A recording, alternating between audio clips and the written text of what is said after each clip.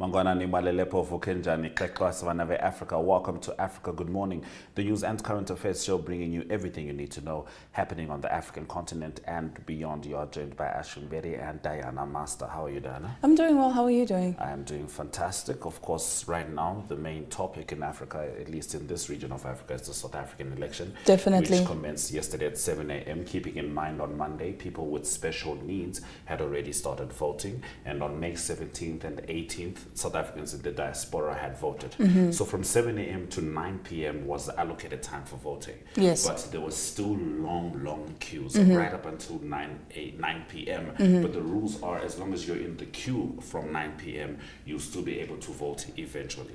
So that is, I mean, honestly speaking, they did say, analysts were saying that this is going to be South Africa's most pivotal election, especially since apartheid. Yeah. But we're going to be seeing... And we'll talk to Arrie, definitely. We'll definitely talk to Arrie Hougaard as well on this show, and he's going to be telling us more. Now, on top of that, we'll also be updating you on hundreds of Georgian NGOs that are pledging to defy foreign influence law, and in Mozambique, shortage of funds that are threatening elections, and of course, DR Congo that named a new government after months of delay. We'll be taking a quick ad break and getting into these top stories when we come back.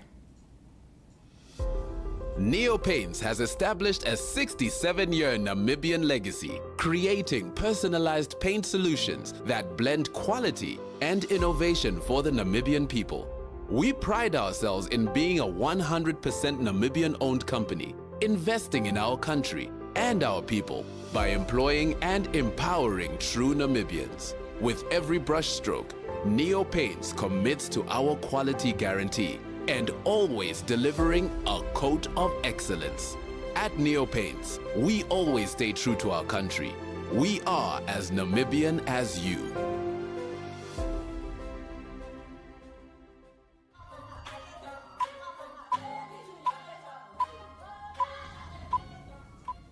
All right, we start off with some news from overseas as hundreds of NGOs in Georgia have decided to defy the country's controversial foreign influence law in a joint statement which was issued this week. Some 200 non-government organizations declared that they will not obey the legislation which has been criticized for mirroring Russian laws used to clamp down on dissent and threatening Georgia's ambitions of joining the European Union. The statement came a day after the country's parliament overrode a presidential veto of the law, the passage of which has prompted weeks of massive protests. Opponents worry that apart from limiting the work of NGOs, the legislation will restrict media freedom and obstruct Georgia's chances of joining the EU. Now, the chairperson of Mozambique's National Elections Commission, Anglican Bishop Carlos Matsine, has warned that the lack of money is threatening the general election scheduled for 9 October. Cited in Wednesday's issue of the independent daily Opay, during a visit to the southern province of Inhambane, Matsine said that supplies of goods to the electoral bodies are threatening that they will not provide any more services until the CNE's existing debts have been cleared. Now, the Democratic Republic of Congo has appointed a new government spokesperson, Tina Salama said in the early hours of yesterday, ending an impasse that has mired the country in political uncertainty for months. President Felix Tshisekedi won a second term after elections in late 2023 that also handed his Sacred Union coalition a large majority in parliament. But internal jostling for jobs has delayed the formation of a new cabinet of ministers. The president eventually named Judith Suminwa as Congo's first female prime minister on April 1st and his ex-chief of staff Vital Kamerhe as parliament speaker on May 22, paving the way for the appointment of the government. Togo's President Faure Gnassingbé is set to become the President of the Council of Ministers, a position introduced by the new constitution, which will allow him to extend his 19-year-old rule, a minister said late on Monday. The new charter adopted in March introduced a parliamentary system of government and created the role of the President of the Council of Ministers, who will have extensive authority to manage the coastal West African nation's government affairs. Civil Service Minister Gilbert Bawara said on television that Gnassingbé has been designated by the UNIR ruling party as their candidate for the position of President of the Council. Earlier this month, Gnassingbé's UNIR party won a majority of seats in a disputed legislative election. All right, we're going to take a quick break before we return to talk to talent Gore, and then we cross over to Arrie Hougaard in South Africa. Stay with Africa. Good morning. Introducing 061 Express, brought to you by Synergy in proud partnership with Vintic Express. Here's your chance to make your voice heard to celebrate the businesses that make Windhoek exceptional. From your favorite coffee spot to the salon that always gets your style just right. It's time to shine a spotlight on the gems of our city. Over the next 8 weeks, it's your chance to vote for your favorites to recognize the best of the best. Nominations open on the 25th of April and close on the 5th of May. To nominate your favorite business, simply save this number 085 785 6231 and WhatsApp hashtag 061Express or scan the QR code below and follow the on-screen instructions. By nominating your favorites, you're not only supporting local businesses, but you also stand a chance to win your share of 50,000 Namibian dollars in cash. The voting process will be the same as the nominations process, using the Synergy chatbot and the hashtag 061Express. Voting opens on June 5th and closes on June 23rd. Make sure to cast your vote for the best of the best. The winners will be announced on June 28th. 061Express, celebrating the heartbeat of Windhoek. Get ready to make your mark.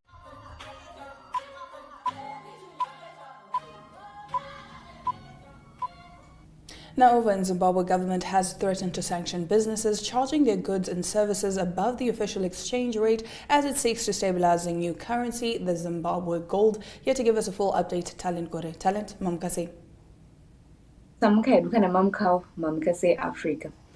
So as part of the measures to protect the new currency, which is the Zimbabwean gold, the government has introduced a statutory instrument which criminalizes setting prices above the normal or above the official exchange rate. But businesses are not taking heed of the government's threats, or the new statutory instrument. They are still charging above the official exchange rate. Apparently, if a business is selling above the official exchange rate, which is $1 is to 13.56 ZiG. If that business is caught, they are penalized and they are to pay 200,000 ZiG, or the same of the amount of goods that they will be selling. So people are not taking heed of the government's statutory instrument, and now the Minister of Finance has threatened that they are going to arrest businesses which are selling above the official exchange rates. Do tell us about how Zimbabwe has begun food aid distribution. Tell us more about that. Yes, the Zimbabwean government has begun distribution of food aid to areas severely affected by El Nino-induced drought. A cabinet minister has said, who is the Land and Agricultural Minister. He said that the distribution follows the completion of the household-based village coordinated rapid vulnerability assessment and the urban food council assessment, which indicated that 60% of the population is in dire need of food aid. So right now they are distributing. Right now they're in areas which are mostly affected by the El Nino-induced drought. So they'll be moving to other areas as time goes on. Right now, the government is actually distributing food aid to those who are mostly affected by the El Nino-induced drought. All right, now, Talent, we understand that statistics state that road traffic accidents in Zimbabwe are claiming at least 5 lives a day, resulting in an average loss of $406 million a year. These are really worrying statistics. Yes, well, this was reviewed by the Minister of Transport, who said that many accidents which are occurring on the roads involve unregistered vehicles or those without valid permits, an issue that is working to address with the police. He said that it was quite disturbing that a number of accidents that we were witnessing, some were not registered and some did not have valid permits, which is something that we're working closely with the police so that it will not continue. He said that Zimbabwe is losing close to 2,000 people in terms of fatalities, which is not sustainable. And when it comes to monetary element, Zimbabwe is losing close to 406 million per year towards fatalities, injuries, hospitalization, and even causing unnecessary burden to beneficiaries. Truly saddening situation there, Talent. But thank you for bringing us the news stories as they are from Zimbabwe. You're welcome, and thank you very much for having me. It's always good having you on Africa. Good morning. Now, keeping you current with the news, South Africa is currently at elections. We don't know if people are done voting. We know as late as midnight, people were still in their queues. So let's cross over to Arrie Hougaard as he brings us those stories.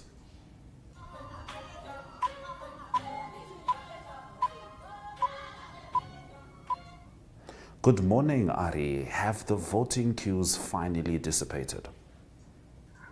Yes, very good morning, Ashwin and Diana. Yes, they have. It went beyond midnight in some cases. So the ruling was if you're 9 p.m. in a queue, then you can vote. So that was a challenge. And obviously the challenge, so well documented by now, is the voter management devices. That was a bit of a swear word yesterday in many areas. And obviously those, if you work with electronics, you're in the hands of internet, Wi-Fi and software.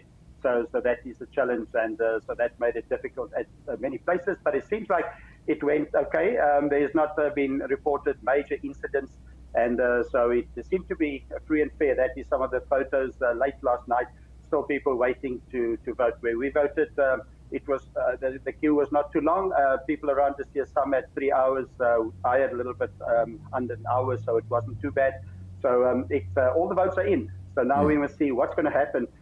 They're starting to count. They are starting to count. Have any results started trickling in? Is there any indication of, anyone gaining some kind of ground? Yes, big indications. If you think some of the polls that was done before was on a base of 2,000 people that they contacted, now you have votes coming in. So just about 2% of the national vote and not even 2% on the some of the regional. But a strong indication in KwaZulu-Natal is that MK Party in Mkhonto Sizwe up to 38%. They already over 5,000 votes counted. So that's the indication. In the Western Cape, the DA stands at 56%. That's the indication. But the biggest indication in the Western Cape is the Patriotic Alliance, Gayton McKenzie's group. They're up to 15%, and they can be a big role player in the Western Cape for the DA to get a majority there. Two big components for majority. The DA trying to get 50% in Cape Town, more than 50% plus one. And then obviously also well documented the ANC trying to hang on to a 50% plus one majority national.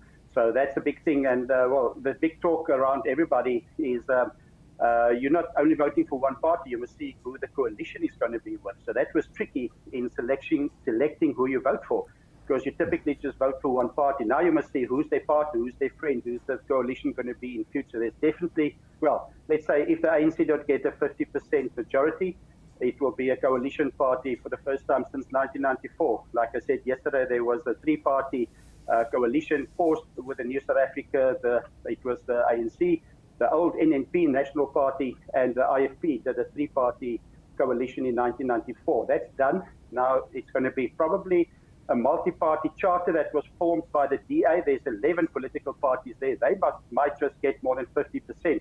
And then the big question is, if the ANC don't get 50%, will they be brave enough to partner with parties like the EFF and MK? MK seems like it's possible, but the EFF might be a possibility. So anything can happen. Anything can happen indeed. I mean, as strenuous as it was for South Africans, it was admirable to see the nation's commitment to democracy, people standing in those queues. Arrie, do you have any indication of when you can expect all the results to be in? Yeah, indications are Ashton is going to go into the weekend, so we have to wait. It's going to be Thursday, Friday, going into the weekend probably. So there's been many, the MK even doing well in Johannesburg in some regions, but it's going to be slow counting, getting all of it in. I think the interesting thing for us over the weekend will be who might be president of South Africa. That's obviously, that is decided by members of parliament, voted in by that 400 votes or 400 seats. In 2019, the ANC got 57% of the votes. That gave them 230 of the 400 votes. the DA got 84 seats, 20%. So that seems to be under pressure, but we'll see all those coalitions, how they form. So maybe it's impossible to think what the coalition parties will do. One would think the talk around that I heard was that the DA multi-party charter might not push the DA CNAs to the front. It might be somebody like Action SA's Herman Mashaba, that was a very respected former mayor of Johannesburg. He might be somebody that all of a sudden comes forward in that multi-charter as a president. So there's lots of things happening. Obviously, President Ramaphosa will be on the ANC side. So let's see how that develops. But voting, counting Friday, definitely, possibly into Saturday. All right, Arrie, thank you very much for bringing us that update from the South African election, which started yesterday. And something I saw on Twitter, which I found to be quite, wonderful to behold, is that at the voting stations, for people who are there with their babies, they're also putting an ink on the baby and, I guess already implanting them the practice of democracy. Yes, indeed. And my two daughters were very proud of their ink. The one voted for the first time, so she was a bit disappointed they didn't give a big little mark on her finger. So you got some discounts at many places, free coffee if you show your little mark that you voted. So she was concerned that it was going away. But anyway, but it all went well. So there was a bit of an incentive. But I got mine as well, so it will probably last for a few days. There you can see it. That's what the mark looks like. There we go. All right, now we'll take a look at the weather predictions just before we briefly bring you some economic news.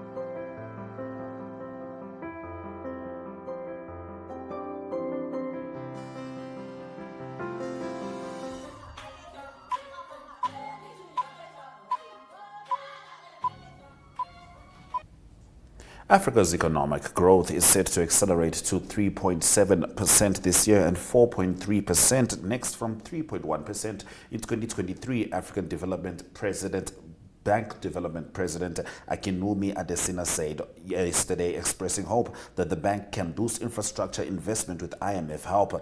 African economies are experiencing great resilience despite the challenges posed by climate change, geopolitical tensions, global inflation, rising debt, among others, Adesina told the annual meeting of the bank. In the past 9 years, the bank has invested over $50 billion in infrastructure projects on the continent.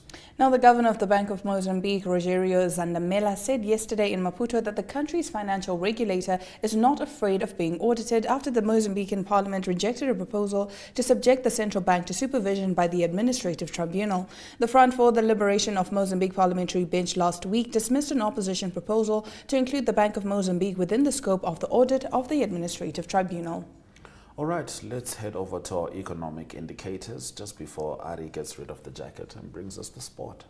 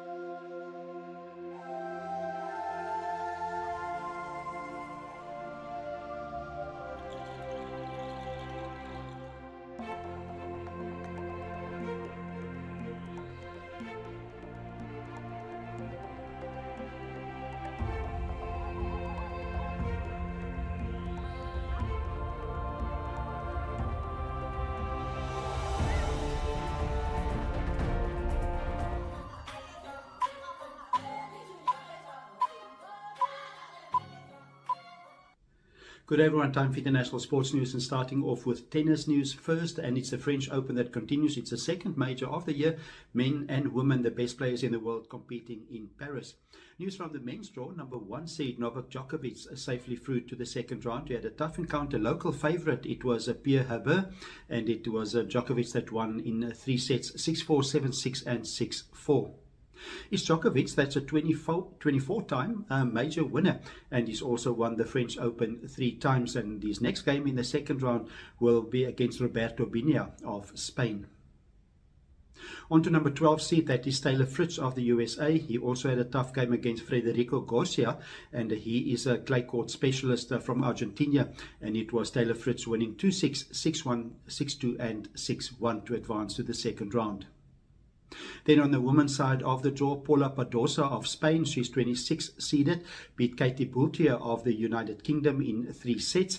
And then number 4 seed, one of the early favourites, it's Elena Rybakina. She beat Geert Minner, and she beat her by 6-2 and 6-3. And then lastly also the number 7 seed, that is Qinwen Zheng from China. Good result for her, also playing a tough game against a local favourite, that is Elise Gournay. She beat her by 6-2 and 6-1 quite comfortably to advance to the second round. Continuing with soccer news, and that is from the Championship. It is Wayne Rooney, a former player from Manchester United. He's coaching now, and he's been handed his 4th coaching job in as many years almost. He's been confirmed as the new coach for Plymouth, and Plymouth play in the Championship League. That's 1 league below the English Premier League. And it is Wayne Rooney that played 393 games for Manchester United in his time, and also 120 games for England. He's been a very successful player, but limited success as a coach. In the last 3 years, he was also a coach for Derby County, also for DC United in United States, and then also for Birmingham. So a new coaching job for him at Plymouth. And to close off today's international sports news, it is golf news from the LPGA, the Women's Golf PGA, and it's Lexi Thompson of the United States that announced her retirement at the end of the season. It's a big surprise, as Lexi Thompson is only 29 years old, and she turned pro. She started a professional career in 2010 already. She's won 15 times on the LPGA, and she's got 1 major championship, and that was the Kraft Nabisco Championship in 2014. Lexi Thompson also holds the record for the youngest winner on the LPGA history, and she won the Navistar LPGA Championship when she was just 16 years old. The last few years she's been struggling with a hand injury, and she's dropped down to number 54th in the world, and this week she will also play in the US Open that will start on Thursday. That's international sports news for today. Hope you have a great sport day, and we talk international sport again.